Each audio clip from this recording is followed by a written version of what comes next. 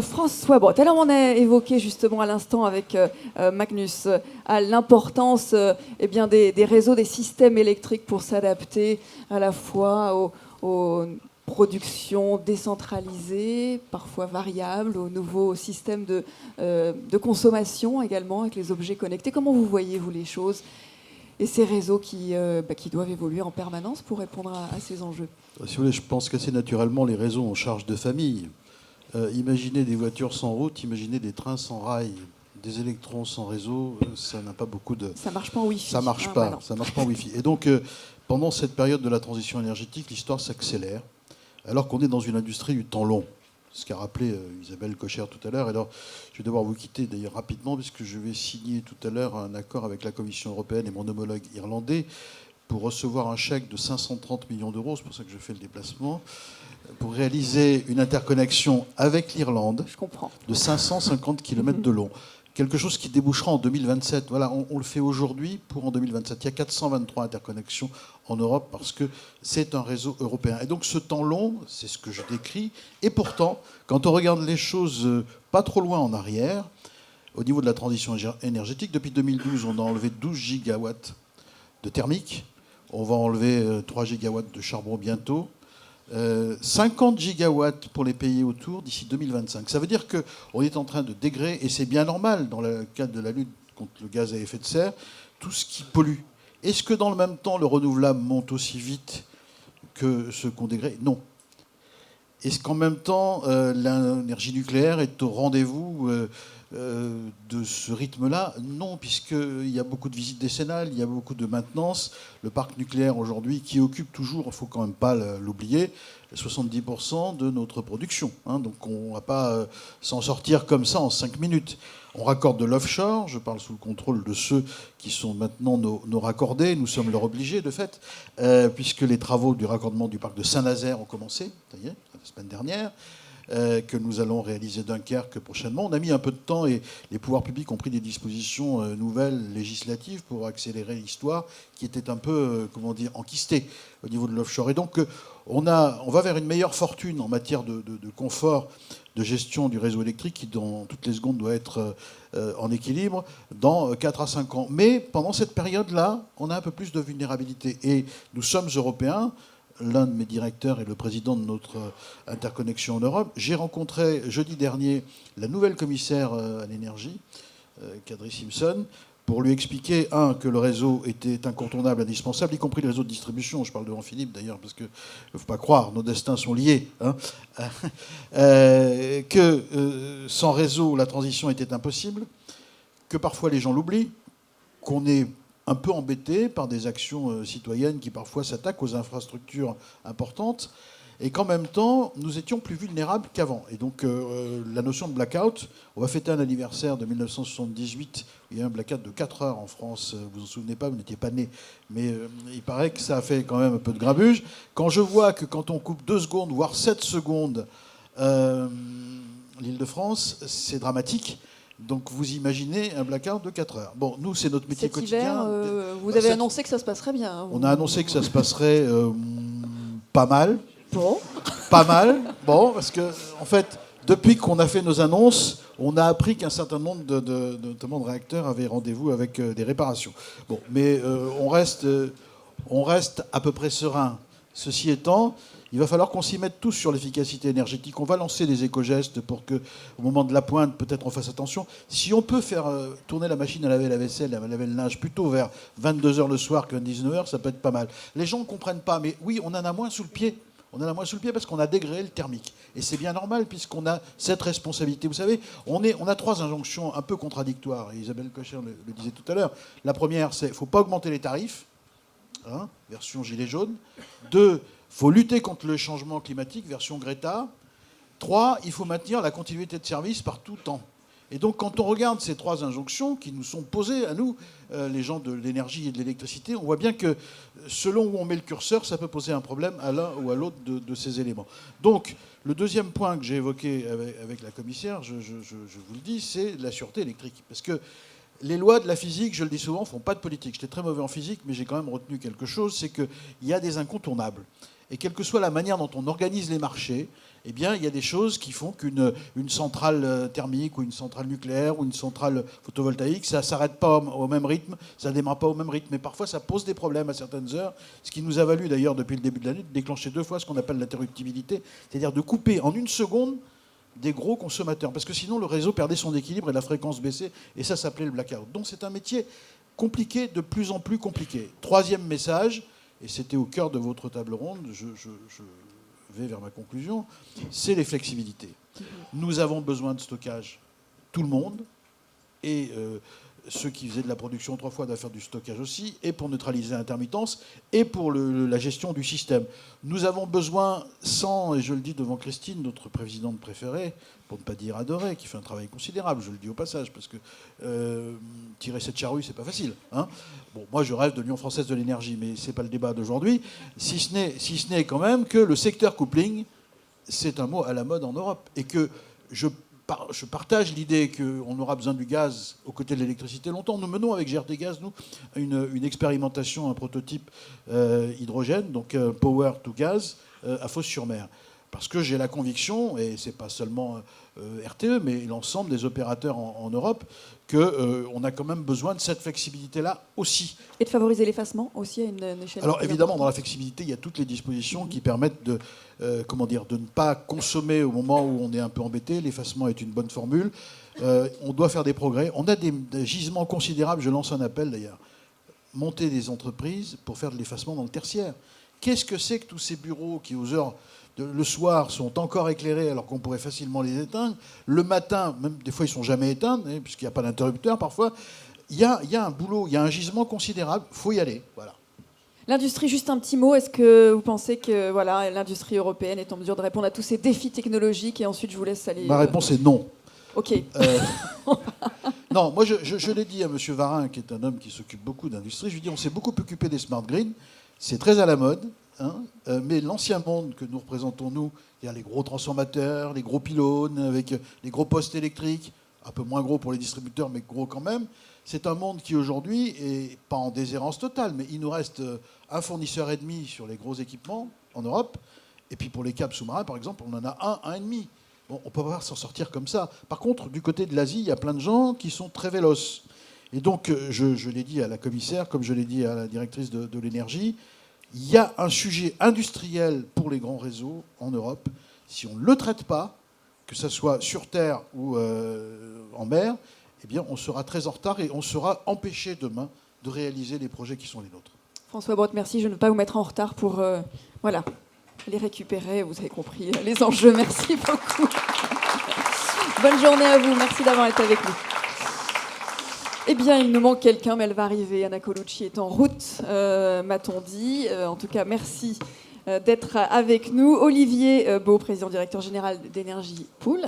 Marc Benayoun, directeur exécutif groupe en charge du pôle client service action régionale chez EDF. Magnus, alors cette fois-ci, vous n'avez pas la même casquette. Hein, vous êtes là en tant que président d'Eurélectrique. Merci d'être avec nous. Hélène Burlet, vous êtes l'adjointe de Florence Lambert, qui ne pouvait pas être avec nous puisqu'elle était, on peut dire, réquisitionnée auprès d'Emmanuel Macron maintenant. Donc forcément, voilà, elle est donc en déplacement avec le président. Et vous êtes en charge de la stratégie de nouvelles technologies de l'énergie au CEA, c'est bien ça? Ok. Eh bien, merci d'avoir remplacé Florence Lambert au pied levé et Anna Colucci, qui est sur moto-taxi, qui était... son train était en retard, donc voilà, c'est complètement indépendant de sa volonté. Elle va nous rejoindre. La transition énergétique, l'adaptation au changement climatique sont de véritables défis, on l'a vu, pour les acteurs de l'industrie électrique. Tous soulignent la nécessité de donner de la visibilité, ça je pense que c'est vraiment un point commun, et un cadre stable à la fois aux acteurs du système électrique et aux consommateurs. Donc Anna Colucci nous en dira plus sur le Green Deal, sur l'ambition, sur justement comment trouver le bon équilibre entre la nécessaire, le fait de faire jouer la concurrence, bien sûr, pour prendre en compte le consommateur final, et l'équilibre quand même à trouver pour que la filière électrique reste compétitive. Donc, on lui posera la question quand elle arrivera. Magnus Hall, Eurelectric, alors voilà, avec votre casquette Eurelectric, a récemment publié une étude sur les besoins en investissement pour la transition énergétique et un rapport sur le cadre d'investissement, c'est E-Invest. Quels sont les principaux, peut-être, éléments dont l'industrie électrique a besoin, selon vous, pour permettre la décarbonation de l'économie? Comme ça, on continue notre discussion de tout à l'heure, mais cette fois-ci, avec cette vision européenne. Yeah, I mean, first of all, the European power sector in general is clearly committed to become carbon neutral by 2050, and I think it's very important for our industry to support that, because if we don't support that, I don't think we will gain the right policies that we need. And I think my priority is now, of course, we have changed our view in Eurelectric, I think, during the last 3 to 4 years to become much more progressive, and I think that feeling is the same in the whole industry. I don't think Eurelectric is anything else but its members, of course. But I'm very happy for that, because I personally believe in it. I see my task now as the president to turn this vision into action. And I think the European Green Deal, when that will come out and when we will have that more tangible and discuss it, I think that's absolutely perfect for us to engage in it. And the vision of Eurelectric is, you can say, it's really threefold. First, we believe in electrification as a real solution to fight climate change. We believe, we have made some studies there where we can see that today electricity is roughly 20% of the energy in Europe. You can take that up to 60%. Now that sounds very strange, because that's 3 times as much, but it's also a lot of energy efficiency along the way. If you just take a car that runs on electricity rather than on fossil fuels, that's a factor 4 or something in terms of energy consumption. So electrification as such has the possibility to be much more energy efficient as well. And there's no need to do that if you don't become decarbonized, of course. And so we are committing ourselves to decarbonize our industry at the same pace, because that's really needed. And I think we feel that commitment very much so. But we will need help along the way, for sure, when it comes to the fact that we are the drivers. We need to make sure that the alternatives are becoming more expensive at the same time as we are investing in our own production units. And this E-Invest shows that we need to probably invest around 100 billion a year in renewable production resources. That's that. Then we need to introduce much more investment into grids, and I'm perfectly in line with the previous speaker's view on that we have to make sure that people understand that the electricity system is not only the generation, but also the way to transport it to where it's needed, because otherwise we won't be able to solve this in any way near it. And so I think the potential there, we need to describe it. We need help in the sense that I don't think we need an industrial policy for us to be able to do all those investments, but if there's no pressure on the alternatives, it will be difficult to deal with the change and actually make this electrification possible. Now, and that next phase comes into this discussion of just transition, and I don't know if you want to touch upon that in a later discussion, but to me, and you have very particular experience of that in France, of course, which has been seen all over. I think to get people on board for this change, for many reasons, not only that we have to share the burdens in a good way, because if we don't do that, I think we will find problems. And it's both for individual consumers. Isabelle Cocher talked earlier about sort of the parts of the population that have a problem with this. I think there are certainly ways to deal with this in a smarter way than we're doing it right now. We need to identify those issues. And then we need to understand that not every country is like Sweden or France. We have other countries which have a much bigger challenge in terms of changing their decarbonization with areas, geographical areas. In my company, we owned open cast mines, and it's like a society totally based on this. If you change that and say you're going to close it, you introduce social issues that it's immensely big, and that can create real havoc. And politicians don't want havoc, for sure, and we don't want either. So I think that just transition, and to make it very simple when we change to the new, because it's going to be a technology change, that we make sure that this range anxiety for driving electrical cars, for instance, that we can deal with that. That last point is by some people sometimes put a little bit to the side, but I think it's extremely important, and it is actually part of the three things that we really want to deal with from Eurelectric policy side, and make sure that we are part of that, representing all members, and that's the only way to get the whole of Europe in their way. So if I conclude it, I think we are extremely in a good position in our industry in general. We are prepared, we're geared up to be part of it as Eurelectric and Eurelectric members. But when we talk to politicians, we have to make sure that in the end we make it an industrial policy and investable business. Typically one question, just to mention a tangible question, is how can we make regulatory business in grid investments attract investors, because that's going to be needed for the future.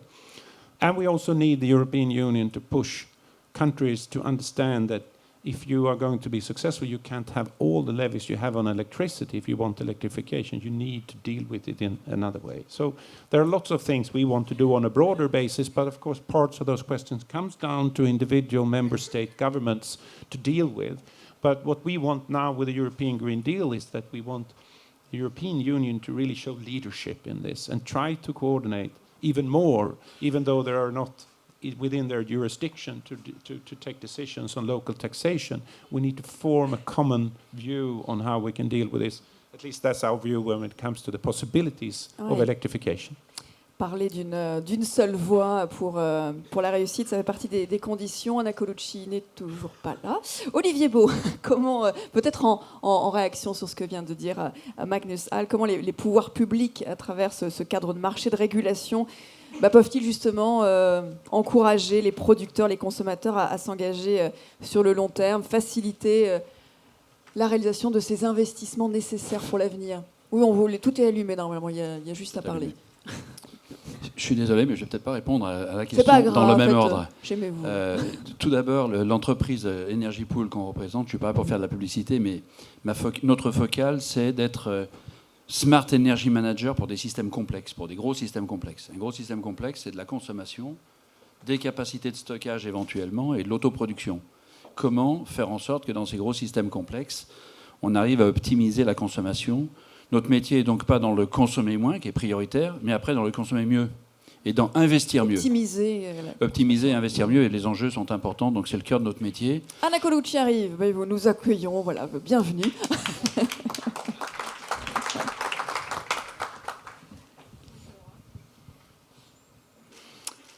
Donc dans ce consommer mieux et investir mieux dans des systèmes complexes et pour des gros consommateurs. Donc mes propos sont sur ce thème-là, et plutôt avec 3 éléments. Avant de répondre à qu'est-ce qu'il faudrait faire, je vais quand même donner quelques éléments sur le diagnostic que pose ce monde-là.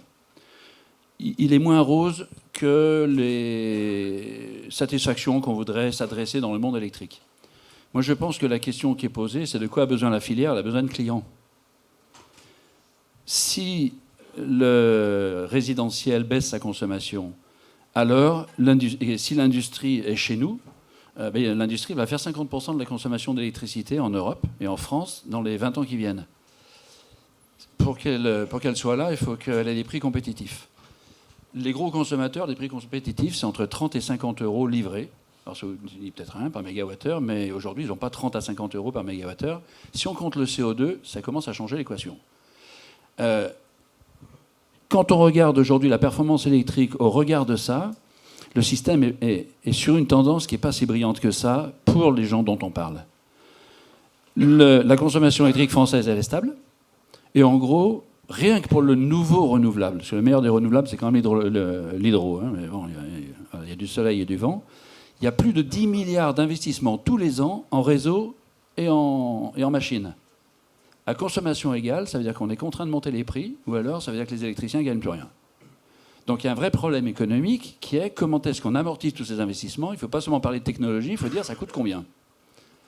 Le deuxième point qui est important, dommage que François Braud ne soit plus là, mais on investit ces 10 milliards et tous les ans, la pointe est moins bien couverte que l'année précédente. La France, il y a 10 ans, faisait face à une température, une vague de froid, du février 2012, dont tout le monde se souvient 10 ans plus tard, c'était moins 2,5 degrés en moyenne en France. Vous voyez à peu près l'exception. Aujourd'hui, la France ne fait pas face à moins 3 degrés. Moins 2 ou moins 3 degrés, la France n'aura pas d'électricité, ni en interne, ni en externe, puisque l'Allemagne fait la même chose que nous. Le troisième point qui est quand même assez surprenant, c'est l'évolution du CO2. La France a une électricité qui est une des meilleures du monde en termes de CO2, un réseau qui est l'un des meilleurs du monde. Ben, le CO2, il monte. Rien que pour couvrir ses pointes, il a monté d'1 million de tonnes par an depuis 3 ans. Et pendant ce temps-là, l'effacement électrique des industriels, il n'est pas là. Il est utilisé à 10 ou 20% de sa capacité. Et si on raisonne de manière un petit peu plus globale sur le CO2, l'énergie étant importante pour les industries, la France est fière d'émettre 5 tonnes par personne de CO2. C'est un chiffre qu'on a tous en tête. C'est les émissions domestiques. Sur ce chiffre-là, on a progressé par rapport au protocole de Kyoto. On fait mieux qu'en 92. Et oui, mais si on compte le solde import-export, vous savez à combien on passe? À 10 tonnes par personne et par an. Les Chinois qui, du coup, ramèneraient l'industrie chez nous, eux, ils repassent en dessous de nous, ils passent à 3 tonnes. Donc, en vrai, qu'est-ce qu'on a fait? On a renvoyé, on a délocalisé notre CO2. Dans des rapports de 1 à 10. C'est-à-dire qu'une industrie qui est en Chine, elle fait 10 fois plus de CO2 qu'une industrie qui est en France. Et ce n'est pas seulement le mix électrique qui est en jeu, mais c'est la compétitivité de l'électricité qui est contributive, et pas seulement, mais en fait à cette compétitivité industrielle. Et le quatrième élément clé dans le système électrique, c'est que ces investissements, dans une France qui en fait est bien pourvue en énergie, qu'il sera encore mieux après le grand carénage, c'est que ces investissements, ils sont en plus, et donc on est face à des déséquilibres d'énergie de plus en plus monstrueux, mais monstrueux. C'est-à-dire que les batteries ne régleront pas le problème dans les 10 ans qui viennent. On ne stockera jamais les immenses quantités d'excédent d'électricité qu'il y a 80% du temps en France et qu'il y a de plus en plus au fur et à mesure qu'on investit. Donc il faut faire face à ces réalités-là. Donc ça, c'est le diagnostic. Je pense que si on ne l'a pas en tête, on peut se faire plaisir à parler de technologie, de régulation, mais c'est ça qu'il faut. Et peut-être sur ce diagnostic, Marc Benayoun, je vous vois hocher la tête ou pas d'ailleurs. Est-ce que vous voulez compléter ou, avant d'évoquer voilà, les investissements sur le diagnostic? Je voudrais quand même commencer un petit peu par rassurer les gens qui sont dans la salle sur la pointe. Je ne suis pas tout à fait d'accord avec Olivier. En général, on est d'accord, mais là, je ne serais pas tout à fait d'accord avec lui. Il arrive quand même assez fréquemment que la France fasse face à des vagues de froid où on est à moins 4, moins 5 degrés pendant plusieurs jours. Et que ça amène la puissance appelée à 95, on a même eu une pointe à près de 100 gigawatts. Bon, pour mémoire, la puissance installée du parc électronucléaire, c'est 62. Donc vous voyez, on est capable de faire face à une pointe qui est 30-35 gigawatts supérieure. Alors vous ne partagez pas, mais ça, je ne peux pas vous... Bon, on verra cet hiver, comme les hivers précédents, je pense qu'on démontrera qu'on y arrive. Ce qui est vrai, c'est que c'est difficile, et là où je suis tout à fait... C'est tendu quand même, la situation est tendue. Bien sûr que c'est tendu. François Brotte l'a rappelé. Ouais. Et bien sûr qu'il faut... Et là où je suis en revanche tout à fait d'accord, c'est sur la nécessité de fournir un cadre permettant les investissements. Et c'est vrai que le secteur électrique a été fragilisé depuis 20 ans par une succession quand même de réglementation et des exigences toujours plus fortes, mais tout à fait légitimes. Je les critique pas, mais si on regarde la situation des fonds propres des entreprises électriques, si on regarde leur rating, aujourd'hui, c'est une situation qui est beaucoup plus difficile. Et il est vrai que si l'on souhaite pouvoir continuer à faire des investissements dans une zone économique dans laquelle le cahier des charges est extrêmement exigeant en matière d'environnement et d'économie d'énergie, il faut bien réfléchir à ce que l'on va faire. Parce que sinon, ce qui va se passer, c'est qu'effectivement, un certain nombre de piliers de notre consommation, de segments, vont quitter l'Europe. Comme l'a dit Olivier, là je suis tout à fait d'accord avec lui, ce risque il existe. Avec donc une carbonation au final bien Exactement, plus avec au final donc une carbonation qui sera importée. Donc il faut permettre un cadre pour des investissements décarbonés. Évidemment, ça nous tient particulièrement à cœur dans le groupe EDF. 98% de notre électricité en France est décarbonée. Il n'y a que 2% de production d'origine thermique. Et c'est vrai qu'aujourd'hui, l'instabilité du cadre réglementaire ne nous sert pas. Je voudrais vous donner aussi un autre point qui est relatif à la nécessaire visibilité pour les clients. J'ai parlé des industriels. Aujourd'hui, c'est un sujet sur lequel il y a une attente qui n'est pas toujours satisfaite, qui est celle de la visibilité sur les prix. Lorsque des industriels considèrent des investissements qu'ils doivent réaliser pour servir leurs clients, pour mettre en œuvre des technologies nouvelles, pour améliorer leur performance, et d'ailleurs souvent aussi sur des dimensions environnementales, ils ont besoin d'avoir un peu de visibilité sur leur fourniture d'électricité ou de gaz, leur fourniture d'énergie. Or, on est un peu aujourd'hui dans une vision qui est que pour permettre la concurrence, on ne peut pas faire de prix, de contrat contrat à long terme. Mhm. Plus de 5 ans, c'est quasiment impossible. Et par ailleurs, les marchés de gros n'offrent pas une couverture de prix. On a des marchés forward qui permettent de faire des offres à prix fixe pour un industriel, ou en tout cas avec une gestion du risque performante à 3 ans. 4 ans, c'est un peu plus difficile. Après 5 ans, il n'y a plus rien. Donc aujourd'hui, quand un industriel nous dit, voilà, j'aimerais mettre 100 millions dans une usine, qu'est-ce que vous êtes prêt à me procurer comme visibilité pour que je vois si ce projet, je le fais en Europe, en France ou hors Europe, ben c'est très difficile de lui apporter une solution. Il n'y a pas de visibilité suffisante. Vous souhaitez compléter sur les pistes d'action ou je propose à Anna Colucci Allez, oui, justement pour compléter sur... J'avais posé les premiers éléments de diagnostic concernant l'industrie. Les pistes d'action, il y a à la fois l'élément du pourquoi on en est là, et puis du coup, en miroir, les solutions. Je pense que dans les pistes d'action, il y a une vraie question entre le marché, la déréglementation et le marché, qui ont permis des innovations, qui ont permis une compétition innovative, mais en fait un gros déréglage où est celui qui sait régler tout ça. Et en fait, on voit tous les jours des annonces de gens qui disent « ma technologie est moins chère », et on voit tous les jours le coût global du système qui monte. Il y a un vrai problème. Le marché ne répond pas complètement à ça. Le marché essaye, mais il fait de la régulation à court terme, ça vient d'être dit. Mais où est la régulation sur le long terme? Le point clé, c'est évidemment le prix du CO2, et le prix du CO2 aux frontières. Et c'est très très simple. Il faut regarder qui est pour. C'est les entreprises qui sont exportatrices. Qui est contre? C'est les entreprises importatrices. Donc si on veut de l'industrie ici, on sait dans quel sens il faut aller. Et donc là, il y a une vraie question. C'est que moi, je n'ai pas vu un exemple dans le monde. On a une société qui travaille dans 15 pays dans le monde. Je n'ai pas vu un pays dans le monde dans lequel il n'y ait pas un État fort capable de fixer ses directions, capable de fixer un cadre, même quand il y a un marché. Et l'équilibre entre le marché et le rôle de l'État, qui doit avoir du courage, qui doit comprendre de quoi il parle, qui doit être compétent, ce qui n'est pas évident, c'est un point absolument fondamental. Et il faut que les marchés soutiennent cette orientation-là. L'autre point, il faut se le dire entre nous, mais ça ne concerne pas les gens qui sont dans cette salle, c'est que dans l'ancien monde, on mesure quand même sa taille, je vais rester là, à nos investissements. Voilà, j'investis combien? Et on annonce tous combien on investit. Ça coûte combien au consommateur? Est-ce que le consommateur lui a posé la question de dire, mais attends, est-ce que tu es prêt à payer l'investissement que je suis en train de faire? La réponse, elle ne serait pas la même. On annonce tous les matins des dizaines de milliards pour renforcer et mettre des nouvelles technologies. Est-ce qu'il y en a besoin? Et est-ce qu'on ne peut pas faire de l'intelligence? Est-ce qu'on peut faire autrement que d'investir à tout crin? C'est vrai que c'est l'intérêt de beaucoup de monde d'investir. L'autre élément quand même, c'est que dans l'ancien monde, c'est pas très vrai pour la France, ça va être l'énorme problème en Allemagne. Les gens de la production qui ont des centrales thermiques, ils n'ont pas envie de les arrêter. Hein? Il y a eu une pointe de froid en France en février cette année, il y a eu une pointe de chaud en juillet.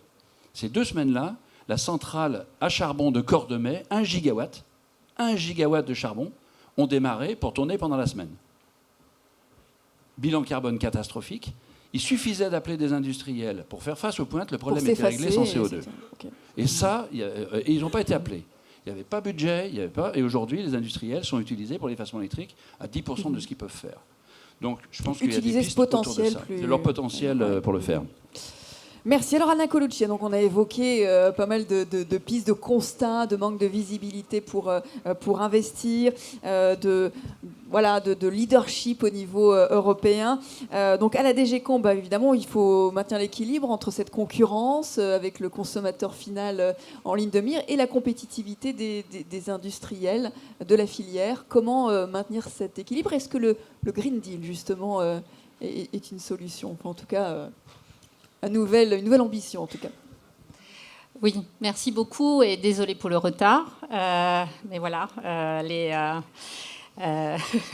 disons que ça a été un peu surprenant ce matin, mais je suis là, donc je suis assez contente pour ce colloque qui arrive justement à point nommé, puisqu'effectivement la Commission va annoncer dans les prochaines semaines ses objectifs pour le Green Deal, que notre présidente, qui est en place depuis hier, a déjà annoncé dans ses orientations politiques. Et avec le Green Deal, l'idée, c'est de mettre le changement climatique et la lutte contre le changement climatique vraiment au cœur de son mandat. Et donc, il y aura toute une série de mesures qui seront proposées dans les 100 premiers jours de cette commission. Donc, c'est vraiment un plan très ambitieux. Alors, qui dit lutte contre le changement climatique dit également opportunité. En tout cas, c'est ainsi que la Commission souhaite présenter ce Green Deal. Et c'est ainsi que la présidente l'a présenté déjà hier à la COP25. Pour les industriels. Pardon ? Opportunité pour les industriels et pour les consommateurs. Parce qu'effectivement, comme on l'a dit tout à l'heure, lorsqu'on parle d'investissement, on parle de coûts. Et on a des chiffres qui sont extrêmement importants. Je sais que Eurelectric a parlé d'investissement de 100 milliards par an. Nos propres études vont même au-delà de 300 milliards par an, si on veut arriver à une décarbonisation pour 2050. Donc voilà, ce sont des investissements importants et se pose effectivement la question du coût. Du coût pour les industriels, du coût pour le consommateur final. Donc du côté de la concurrence et de la Commission en général, on souhaite soutenir cette décarbonisation, on souhaite aider les entreprises et les États membres au sein de l'Union, mais on souhaite que cette décarbonisation se fasse de la manière la plus efficace possible. Et donc, lorsqu'on regarde un peu quelle a été notre action jusqu'à présent au point de vue de la concurrence, nous avons veillé à ce que, d'une part, effectivement, le marché fonctionne le mieux possible, donc supprimer tous les obstacles à la libre circulation des flux de l'électricité et du gaz, à assurer tout de même la sécurité d'approvisionnement, ça c'est important, et également à promouvoir l'interconnectivité. Donc ces trois axes-là qui ont guidé notre action vont continuer. Mais maintenant, avec le Green Deal, la Commission va annoncer toute une série de mesures à la fois réglementaires, mais également au niveau du budget de l'Union et au niveau de certains instruments d'accompagnement pour ces investissements qui seront nécessaires parce qu'il va y avoir plusieurs défis auxquels on va devoir faire face. D'une part, dans les marchés qui sont plus mûrs. Et puis, il y a aussi les pays plus à l'est de notre continent qui vont devoir faire face à des défis bien plus grands. Et donc, la volonté de cette commission, c'est d'accompagner tous ces éléments et faire en sorte qu'effectivement, il n'y ait aucune région qui soit laissée sur le bord de la route. Alors, au point de vue réglementaire, on parle d'abord d'une loi carbone qui va augmenter l'ambition de baisse des émissions de gaz à effet de serre et passer à une baisse de 50%. Au lieu des 40% que nous avons actuellement. Il y aura également une proposition de taxe carbone aux frontières. Et qui serait mise en place sous quelles conditions Alors, les contours ne sont pas définis. Pas encore. Pas encore. Et ce sera effectivement, je pense que ce sera un des instruments les plus difficiles à mettre en place. Et pourtant très attendu. Très attendu, mais effectivement parce qu'il y a effectivement au sein de l'Union même les entreprises qui ont des intérêts divergents sur cette taxe-là. Et puis, c'est une taxe. Ça veut dire qu'il va falloir la négocier et si c'est l'unanimité qui est nécessaire, la discussion entre les États membres ne sera pas facile. Mais voilà, c'est la discussion... a déjà été lancée par la Commission. Alors, au point de vue de la concurrence, nous avons aussi un certain nombre d'instruments pour guider cette transition. Et je souhaiterais en citer trois en particulier. On a les lignes directrices pour l'énergie et l'environnement qui sont en place, les nouveaux sont en place depuis 2014, et nous sommes dans le processus de les réviser, et elles devraient être révisées pour 2022, plus ou moins 2022. Normalement, elles viennent à échéance en 2020, mais on va devoir les prolonger.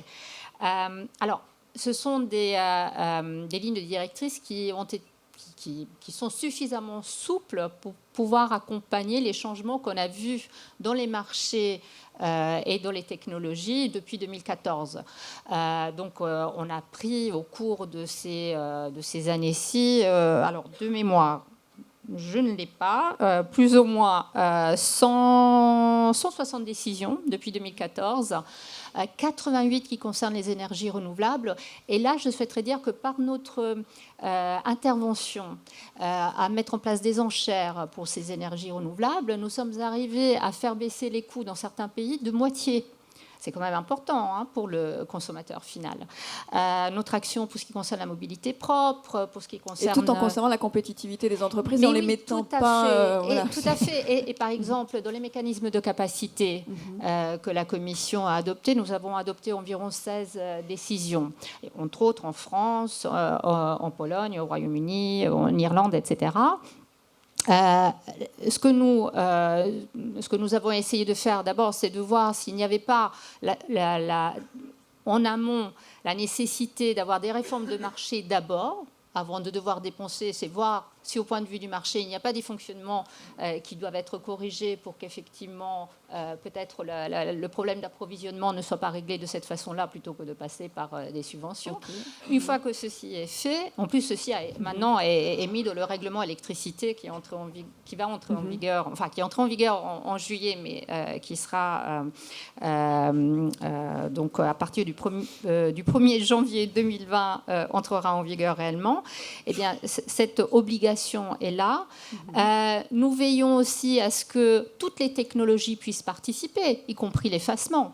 Alors, en France, on l'utilise plus que dans d'autres pays, je dois quand même le souligner.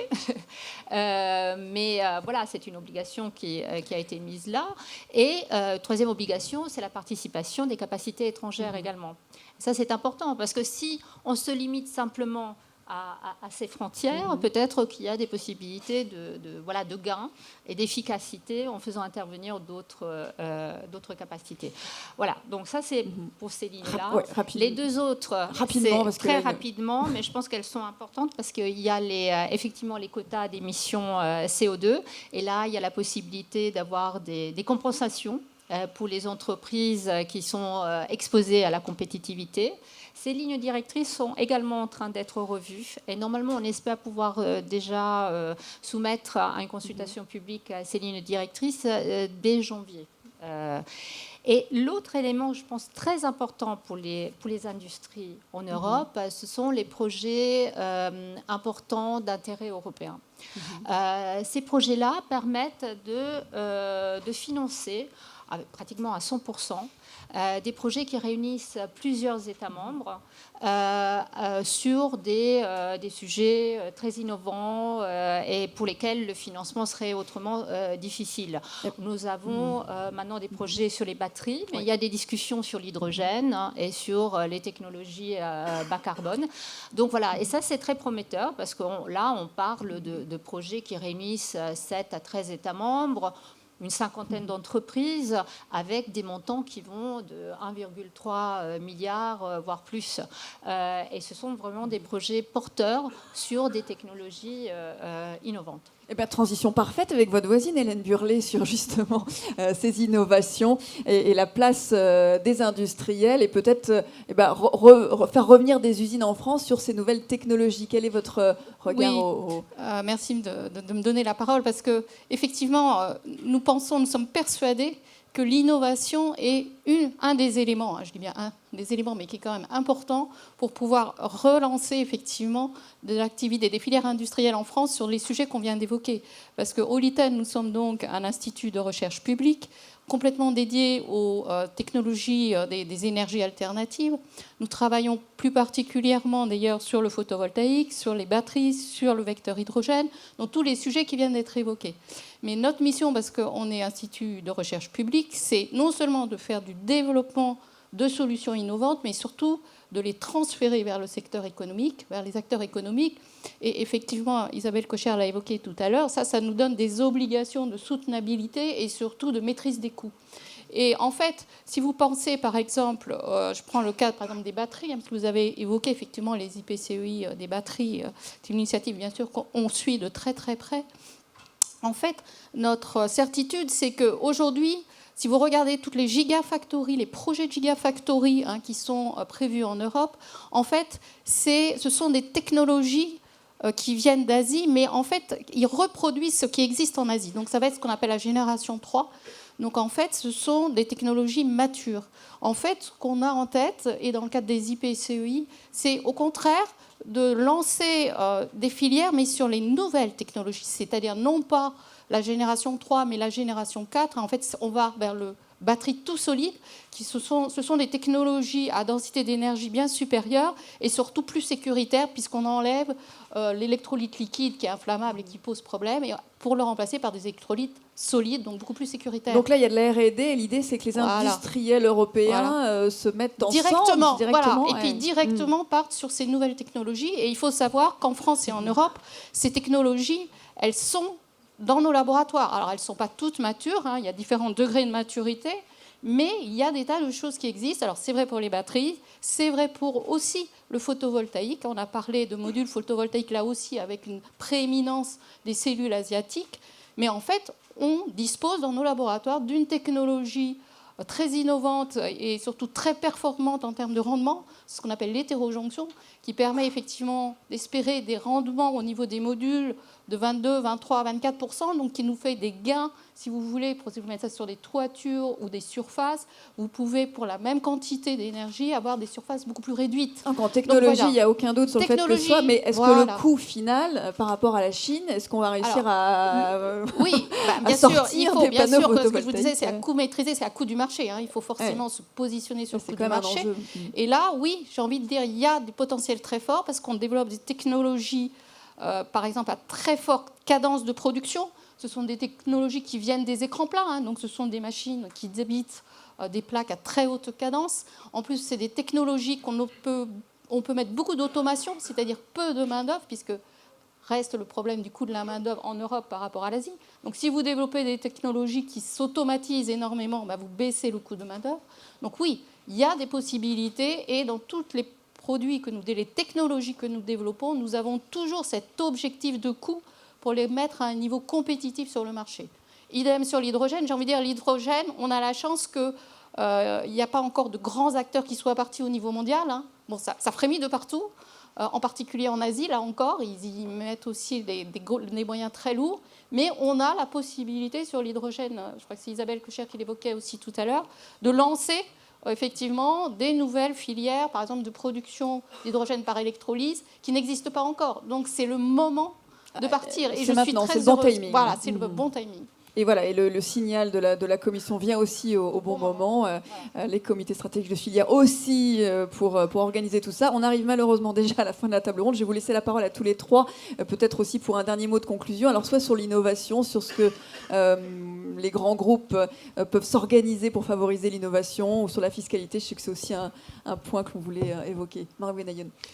Oui, alors effectivement, moi je partage tout à fait ce qui a été dit. On a des compétences scientifiques, académiques, des compétences en termes de recherche appliquée qui sont extrêmement fortes en Europe.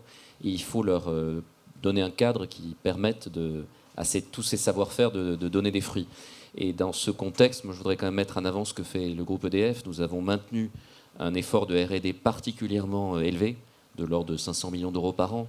Et si on compare les entreprises de production d'électricité en Europe, la deuxième qui investit, je dirais, si on compare par la taille des efforts de R&D, la deuxième est 40% plus bas. Et ça nous permet, dans de nombreux domaines, de continuer à être ambitieux, que ce soit celui des batteries, que ce soit celui de la mobilité électrique, de l'autoconsommation. On est aujourd'hui un acteur majeur de l'autoconsommation dans les 4 pays d'Europe dans lesquels on a une présence intégrée, c'est-à-dire de l'amont à l'aval, et même dans des sujets plus émergents, comme les sujets de la valorisation de la flexibilité ou la capacité d'amener des productions renouvelables lorsqu'elles sont en fin de vie, c'est-à-dire lorsqu'elles ne sont plus couvertes par les obligations d'achat qui ont permis leur financement, de les amener directement aux clients dans ce qu'on appelle des PPA, Power Purchase Agreements, qui est un des domaines dans lesquels aujourd'hui nous sommes un des leaders, en tout cas en France. Donc oui, l'innovation c'est clé, et dans ce domaine, EDF a réindustrialiser la France et l'Europe, c'est en tout cas aussi. Garder un effort soutenu dans la durée pour l'innovation, et une innovation qui permettra de décarboner notre économie. Merci. Magnus, est-ce que vous souhaitez aussi réagir, bien sûr, sur les... Yeah, if I may. I mean, I just think one point that is going to be very important when we talk about electrification and the next development in using electricity to replace fossil fuels, we are going to see and that's where we as a company and I think Eurelectric and its members is very much involved, is that industries needs to take step change approach to new technologies. And I think this support that I think you were talking about is very important, that it is there not only for the very first stages but also for the demonstrator stages, which are sort of half commercial, because if we're going to build an industry in Europe that is going to be competitive on a worldwide basis, we need to take that step further. And I think that is one of the important components in helping industry to get change and to make this process simple enough, I think, because it's quite complicated today to get those funds. That would be my message. There are many more things I could say, but that is one important thing of change and connected to the innovation we will have to see. Merci beaucoup de la simplifier, de la visibilité. Olivier, vous souhaitez dire un dernier mot, peut-être? Si c'est le dernier, oui. Je pense que, je le répète, sans valeur du CO2 aux frontières, tout le reste restera des usines à gaz compliquées. Alors que le CO2 aux frontières va réguler, ça sera un big change. Ça sera un big change, mais oui. Et donc, il faut soutenir nos commissaires et politiques qui y travaillent, c'est fondamental. Le deuxième point, c'est qu'il n'y aura pas d'industrie grosse consommatrice qui reviendra en Europe si elle n'est pas flexible, parce qu'il faudra qu'elle suive le vent et le soleil. Mais il faudra aussi des contrats de long terme, ça a été dit, qui leur permettent de dire je peux investir en Europe des centaines de millions d'euros parce qu'il me faut une visibilité à 10 ou 15 ans. Et donc il faut que les États et les marchés permettent de le faire. Eh bien, Nicolucci, voilà, vous avez entendu les demandes, les pistes d'action pour réindustrialiser toute cette filière. Oui, ce sont de nombreuses pistes. Je pense que la Commission est en train de prendre ceci à bras-le-corps. Notre action a accompagné les objectifs de décarbonisation depuis pas mal d'années, mais maintenant, effectivement, je rejoins les interventions. Il y a un changement à effectuer qui est un changement extrêmement important, un paradigme finalement qui va changer dans nos façons non seulement de produire, mais également de consommer. Donc, il y a non seulement l'industrie qui doit se mettre à l'œuvre, mais également le consommateur. Et là, il y a aussi pas mal d'actions à faire, mais en tout cas, la volonté de la Commission, c'est de mettre en place un cadre holistique, non pas seulement au niveau réglementaire, mais également au niveau des marchés, également au niveau des fonds qui peuvent venir en soutien aux entreprises, aux États, aux régions, et dans un souci de visibilité, effectivement, de simplifier ceci.